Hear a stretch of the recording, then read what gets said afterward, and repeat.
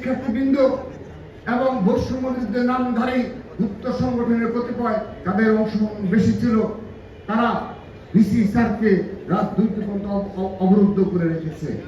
অর্থাৎ আমরা লক্ষ্য করছি যে কিছু কিছু ক্যাম্পাসে রাজনীতি থাকা চলবে না বলে কতিপয় গুপ্ত সংগঠনের নেতারা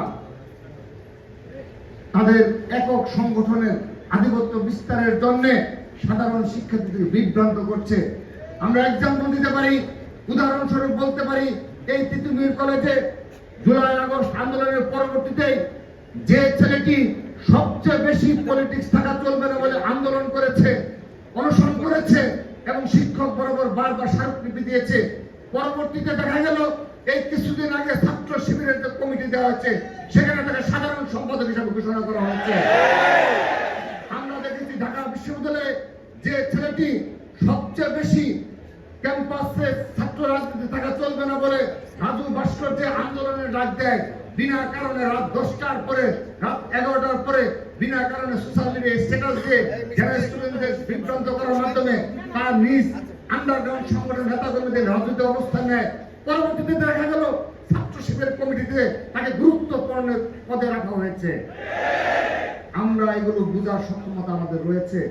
বাংলাদেশের ছাত্র সমাজকে বোকা ভেবে যারা বারবার ধোঁকা দেওয়ার চেষ্টা করে, আমি বিশ্বাস করি ঢাকা বিশ্ববিদ্যালয়ের সহ সবচেয়ে মেধাবীরা এই গুপ্ত সংগঠনের এই অপকর্ম সম্পর্কে তারা সজাগ রয়েছে।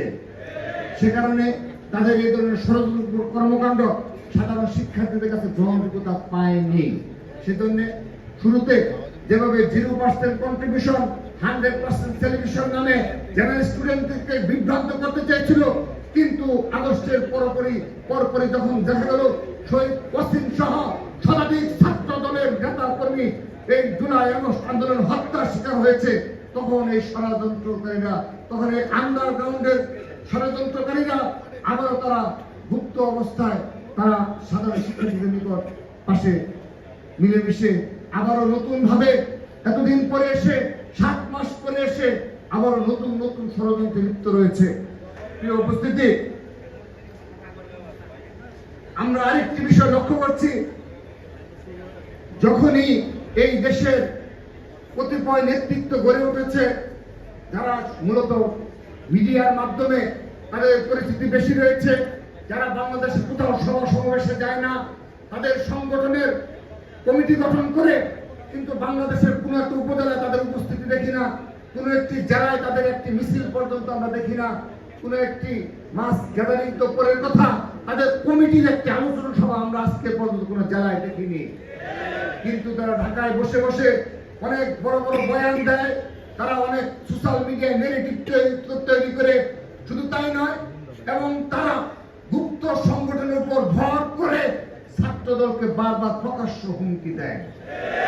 আমরা সতর্ক করছি, বিনয়ের সহিত সতর্ক করছি, সতর্কভাবে কথা বলবেন, সতর্কভাবে কথা বলবেন। ছাত্রদল একদিনে জন্ম হয়নি, এই ছাত্রদলকে ভ্রমণ করার কথা বলেন, বারবার হুমকি দেন। আপনারা আগে এই ছাত্রদলের অতীত ইতিহাস কি, বর্তমান পরিস্থিতি কি, সাংগঠনিক সক্ষমতা কি, সেগুলো বিবেচনা করে তারপর কথা বলবেন। হুমকি দিবেন না, আপনাদের হুমকিতে আমার একজন ওয়ার্ডের কর্মীও ভীত নয়।